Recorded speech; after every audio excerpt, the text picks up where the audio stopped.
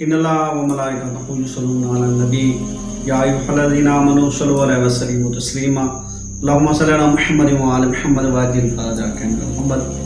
تمام ناظرین کو، مومنین کو فقیر آل محمد سیدزادہ سید فیاض مدنی شاہ کی طرف سے السلام علیکم یا علیہ السلام۔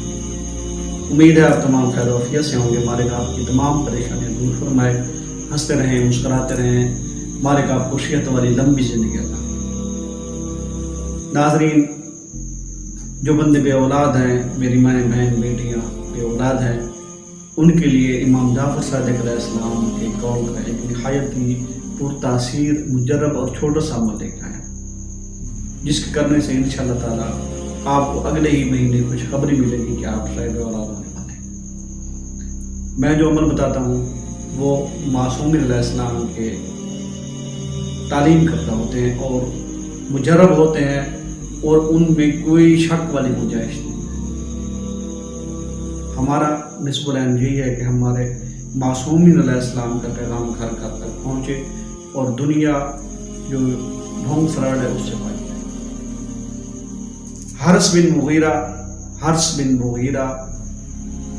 اس کا یہ کہنا ہے کہ میں امام جعفر صادق علیہ السلام کی خدمت میں گیا اور میں نے عرض کی کہ مولا میرا تو خاندان کا نام بھی اس دنیا سے مٹتا جا رہا ہے، تو آپ مجھے کوئی ایسی دعا تعلیم فرمائیں کہ جس سے میں صاحب اولاد ہوں۔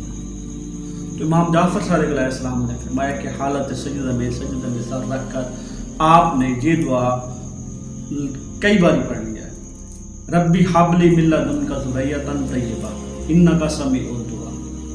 یہ آپ نے چند بار پڑھنی ہے، روزانہ کے لیے معمول بنا، اور اگلے ہی مہینے آپ کو اللہ تعالیٰ خوشخبری دے گا کہ آپ صاحب اولاد ہو چکے ہیں۔ تو وہ کہتا ہے کہ میں نے امام کے فرمان کے مطابق یہی عمل شروع کر دیا، تو اللہ تعالیٰ نے مجھے 2 بیٹے عطا کیے، ایک کا نام میں نے علی رکھا اور دوسرے کا نام حسین رکھا۔ یہ تفسیر مجموع البیان اور تفسیر نور ثقلین میں بھی عمل ہے۔ تو اگر آپ یہ عمل کر لیں تو انشاءاللہ چھوٹا سا عمل ہے، اسے کرنے سے آپ صاحب اولاد۔ دعاؤں میں یاد رکھیے گا۔ السلام علیکم یا علیہ السلام۔